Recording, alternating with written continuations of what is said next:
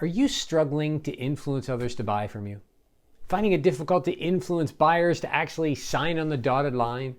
In this video, I'm going to share with you my 5 rules for influencing others in sales, so ultimately you can become a top sales performer. Hey, make sure you click the subscribe button below to stay up to date on all these videos. I release at least one video every week, as well as if you hit the bell, you'll be notified when the video comes out so you can jump on it and be one of the first to comment. Hey, I'm Shawn Casemore, and I've been selling and studying the habits of top performing sales professionals for over 20 years. Every time I say that, it's more and more difficult. That's a long time. Nonetheless, I want to share with you those strategies, and I've created my YouTube channel to walk you through how you can then become a top sales performer using these strategies and putting them into practice in your selling environment. Let's be honest, being influential isn't easy. Now, it actually comes easier for some people more so than others. The reason for that is generally just the individual themselves, their comfort level in dealing with people. You know, I find in my work, a lot of people that don't enjoy sales, it's because they don't believe they can influence other people. But influence is a skill. You can learn to influence others if you apply the right rules and use them each and every day. Your skill level will improve. So I want to share with you these 5 rules that I found are the most important when it comes to being influential in sales. Let's jump in to number 1. First off, I don't care what anybody tells you, focus on the relationship. Now, hear me out. A lot of people are saying relationship selling is dead. I've never found that to be more false than in today's environment. Why? Because so many people in sales are trying to use emails and text messages rather than pick up the phone and actually talk to somebody. Sure, you can still use those tools as part of your overall sales process, but you have to find an opportunity to actually connect with somebody. And as you know from studies that have years gone past, the best way to connect is face-to-face. But if that's not possible, you can do that on virtual. If that's not possible, you can move to voice, such as phone. And if that's not possible, the last resort is to go to an email. So you want to make sure you always focus on building the relationship. Now, how do you do that? Well, make sure you invest time with your buyers, learning a little bit about them. What I used to love doing when I would go actually visit a buyer in their office is I'd look behind them and I'd see what's there. So if you look right now in my video, you'll see a couple pictures on the wall. There's nothing wrong at the appropriate time with asking, hey, do you mind if I ask what those pictures are about? Right?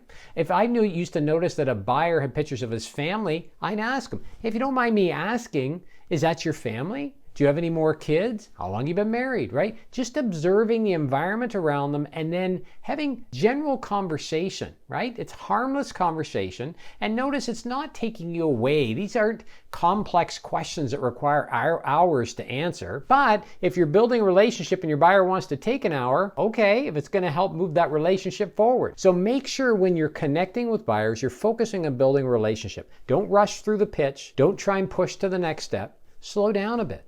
Take a look around, observe their surroundings, whether it's on video, right? Even if you're in face-to-face, and ask some questions. You don't want to get too personal, but use statements like, would you mind if I asked? Or maybe sometimes you can start with, well, I have 2 kids. Do you have any children? What's the worst they say? No, I don't. Oh, interesting. Well, I know some friends that haven't had kids. Man, I wish I had more free time. And then you move on. But what I'm trying to do is build that relationship. So rule number 1, if you want to be influential, focus on building the relationship. All right, rule number 2, if you want to be influential in sales, is you have to focus on building an emotional connection. Now, you're going to find that these rules fit together, and they're supposed to. Right? Because if you ultimately want to be influential, it's about creating a stronger personal connection with the individual so that when you start to share insights and ideas, they tend to agree with you. So if you're finding, hey, these are starting to roll together, that's good. They're supposed to. So this second rule is about creating an emotional connection. Now, that doesn't mean you go in and you start crying over something. It doesn't mean you show fake emotion. None of that at all. What it does mean is that you don't go in as if you were Stone Cold Steve Austin. No offense to Stone Cold Steve Austin. He was an awesome wrestler, and I didn't mind some of his acting is actually pretty good, to be honest with you. But nonetheless, you want to make sure that if they're sharing something that's alarming and you see some concern on their face, you should share a similar facial expression. If they're saying, oh my gosh, we just shut down the plant, you don't want to go, really? That's great. Because there's no emotional connection. You should say, wow, okay, is there anything I can do in this moment? I'm sure you must be busy right now, right? I'm trying to build an emotional connection. I'm picking up on the emotions that the other person has, and I'm mimicking them. I'm demonstrating that I understand this is emotional to you, and or I can understand why it is emotional. So make sure you focus on building that emotional connection. And the easiest way to do that is simply through facial expressions and being in the moment with your buyer, responding accordingly. Again, don't get stuck on your pitch or get stuck in your slides. You want to focus on your buyer, keep building that relationship, and what'll happen is you'll start to build that emotional connection. Now, this third rule is about being empathetic. Okay? Now, you've heard this before, but I want to share this because what I find is people hear be empathetic and they still don't understand what it means. Empathy, or being empathetic, it's not about being sad when somebody's sad necessarily, right? It's about showing that you understand their emotions. So if I'm building an emotional connection with you, eventually you're going to share probably something a little bit personal, right? So notice how these start to fit together. I'm trying to build a relationship. I'm trying to engage a little bit in your personal life. Now again, some buyers will push back more than others. Some will fill your ear. They'll love to build this relationship. And you always want to make sure you keep in mind as you're going, where are you in this journey? This isn't about building a relationship and forgetting everything you were supposed to be doing, right? But building a relationship is important. As you build a relationship, you try to build an emotional connection.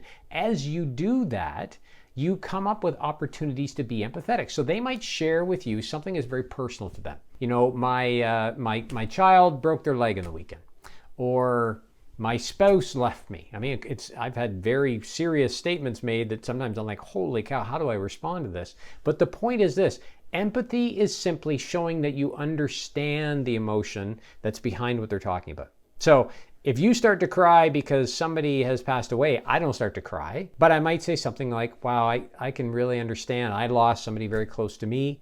It's a very sad time. Is there a better time you'd like to reconnect, right? So notice I'm building the emotional connection, but I'm doing so through empathy. And empathy, again, is just demonstrating I understand your emotion. I can feel that emotion. You even notice how I brought the tone of my voice down.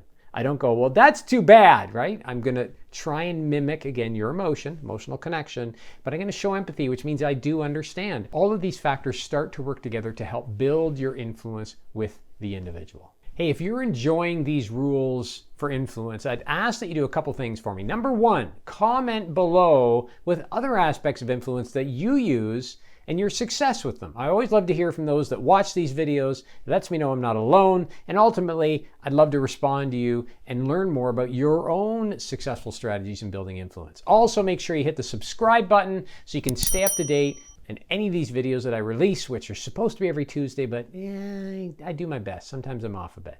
All right, rule number 4, when it comes to building influence in sales, the other person has to feel important. Now again, like all these rules, the reason they're rules is because you really have to be clear on them because they can be used incorrectly very easily. Now, when I say the other person needs to feel important, what I'm not suggesting is you kiss somebody's butt. I'm not suggesting you oogle over them and tell them everything is so amazing. People see right through that, right? But what you want to do is make them feel important. How do you do that? Well, you're polite, right? For one thing. Hi, how are you, sir? Nice to see you again. If they say, hey, don't call me sir, call me John, say, no problem, John, I appreciate that. Just being polite. But notice by calling them sir initially, I'm making them feel important, right? If they share something with me, I don't cut them off and move into my sales pitch. I sit, I listen patiently, then I respond.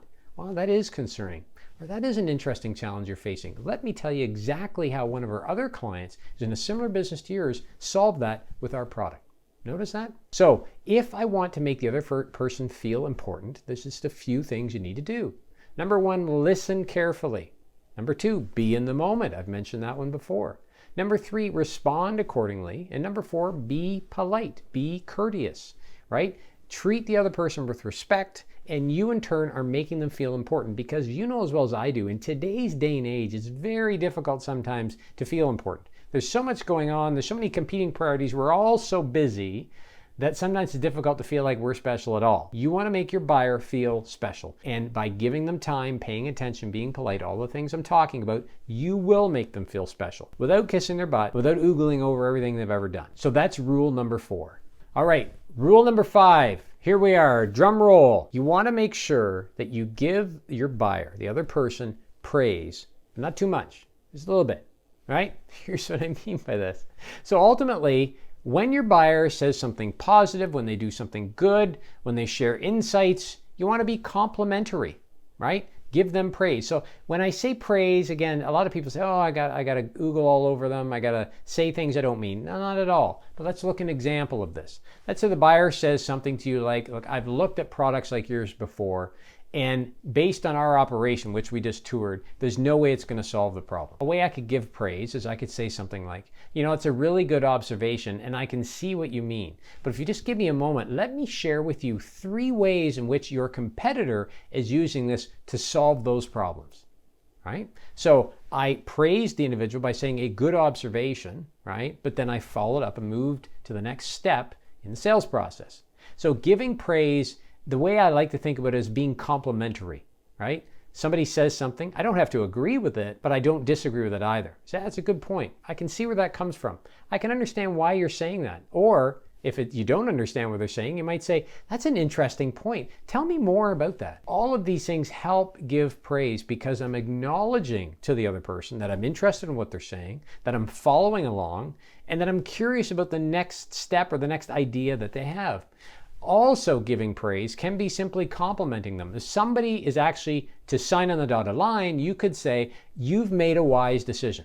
That's also giving praise. It should be something you believe. If you're selling a product, you should believe they've made a wise decision. But this is also giving them praise for what they've done, right? So take opportunities to give praise. Why? Because believe it or not, buyers don't get a lot of praise. Most of us don't get a lot of praise. When was the last time anybody said to you, great job? Hopefully your boss did once in a while, but beyond that, probably doesn't happen a lot. So if you give your buyers a little bit of praise, again, it feeds these other rules, right? These all start to work together to help you be more influential, because influence isn't one thing. It's a multitude of things you do in conjunction with one another that will lead to influencing your buyer. Hey, I hope you've enjoyed these strategies. One thing that my coaching clients find quite often is that influence is one thing, but it's very difficult to master influencing the buyer when you're selling virtually. So for that reason, I've created a guide I call Mastering the Virtual Sale. If you'd like a copy, there's no charge. Just click the link below and you can get one sent to you right away. All right, make sure you hit that subscribe button. It lets me know you're watching these videos, you're interested in more of them, and I'll make sure to produce them. And hit the bell button and you'll be notified each and every time I release a new video, which is typically once every couple weeks. Now, I want to make sure next that you watch this video, which is going to help you master the skills required to sell in a complex environment. So make sure you watch this video next. You're going to enjoy it. And until next time, we'll talk to you soon.